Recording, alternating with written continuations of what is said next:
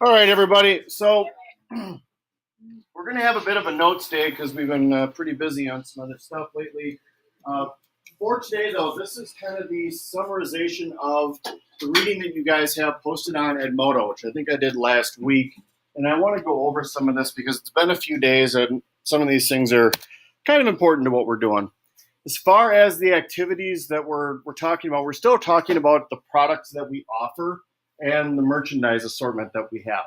So the order that we put in yesterday is in. I'm still working on a couple of things as far as the art, but we should be pretty well stocked up on a lot of the new products. Now, as far as planning our merchandise, it also helps us to determine what we need to buy and reorder because we are getting a little bit thin with the stuff that we had from homecoming. And so that's why we're looking at more things getting ready for winter. As far as product service management, though, and this is the side of things we're on, Ashton, we're up here.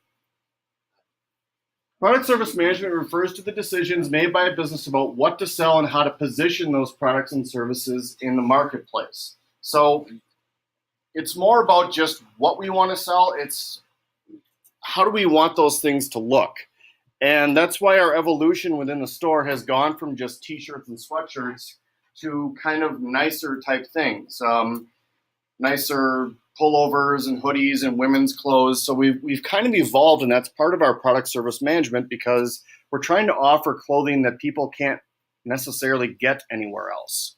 It's really easy to find t-shirts and sweatshirts, but a lot of the other stuff gets to be a little bit more difficult when it comes to jackets and nice hats and things like that.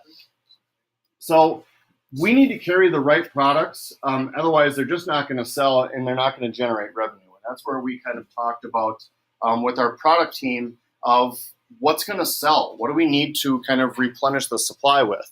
The hockey hoodies are going to be kind of a nice one. I had somebody that came in yesterday and asked about getting the Badger sweatshirts, the Badger brand sweatshirts. They're black and gray. I think we need to order more of those because those are pretty much sold out. The pennant sweatshirts have done real well for us. So that's kind of the whole point, though, of taking a look at the products that we sell and how do we get things that are going to continue to sell.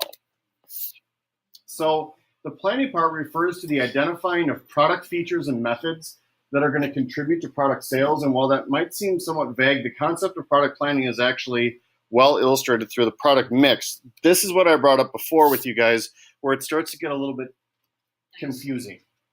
So the product mix is a collection of different products that we sell.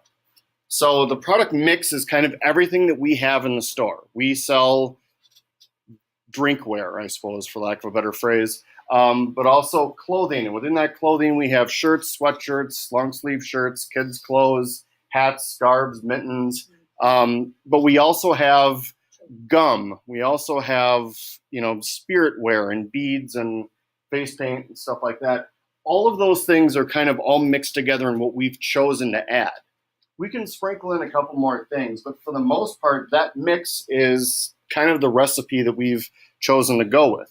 Now, one of the big things that's missing from this that other school stores might have, anybody want to guess what it is? Food.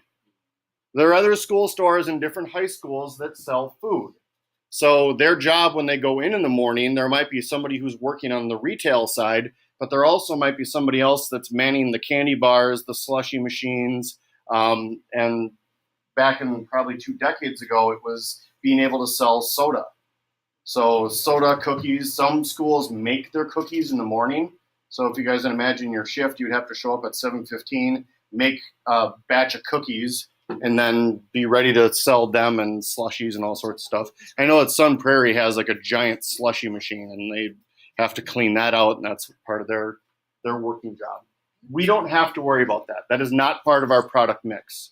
The gum that we have is about as far as we're going to go with that, but it never hurts to also look at what we're offering within that product mix to see if there's more things that people want to buy. So different product lines they comprise of our product mix. So a product line is a group of related products produced by a manufacturer or sold by a business. So if we sell beverages, bottled water, soda, coffee drinks would represent a different product line. For us, when it comes to apparel, this is where we have our different product lines. So we have something like a women's line, sweatshirt line, t-shirt line. Within our spirit wear, it might be, or spirit stuff, it might be different kinds of beads. Those are kind of the different ways to look at it. So if a mix is everything, the lines are specific categories of things that we sell. Sweatshirts has always been kind of one of our big ones. Same thing with kind of heavier long sleeve things. So maybe not so much a sweatshirt, but like a full zip or a 3/4 zip or things like that. So those would be different lines that we have. Now the width is the number of product lines that we have within a product mix. So again, the mix is kind of the whole ball of things, and then each line is kind of like our sweatshirts line, our t-shirts line. Now the width is the number of lines that we might have within our product mix. Now this is where we are a little bit different from some other school stores, because I think we have a lot more product width than a lot of other schools might. And so when we have clothing, we don't have like just t-shirts or sweatshirts. That's where we've kind of branched out, and we have a lot of different individual things. I'd like to start looking at shorts, especially when it comes around to springtime, of having different kinds of shorts available for people, but also having, better hats, different pieces of headwear. There's some other things that we can do. So we have a lot of product width. So within that mix, there's a lot of different things that we offer that are in there. Now, the product depth is how much difference you have in each of your lines. So sweatshirts, do we have a lot of depth in sweatshirts? Yes and no. I mean, we have the pennant ones, we have the Badger ones, we still have the old screen printed ones, we're getting the hockey hoodies. So that's 4 different types of sweatshirts that we already offer within that particular one. It really kind of depends on whatever the product is. For our drinkware, we're getting a little bit deeper now. We have the confetti glasses that we ordered. We also have the clear water bottles. We have coffee cups. So as far as beverage holders and drinkware, we do have 3 things in our product depth. So we're getting a little bit better. Not every product is going to be all that deep, but generally you want to be a little bit deeper in the categories that make you a little bit more successful. Now this is going to be kind of sort of the end of the notes today, but we're talking about the product life cycle, and this can kind of help with your understanding of product planning. Every single product ever made goes through this, and it looks the same pretty much for every single one of them, but the only thing that really varies is time. So what did the iPhone start with? They didn't start with like iPhone 1. What did they start with? It wasn't like it was just iPhone. Didn't they skip or something like that? All right, well, let's just say the original iPhone. That is a product that came out and started right here.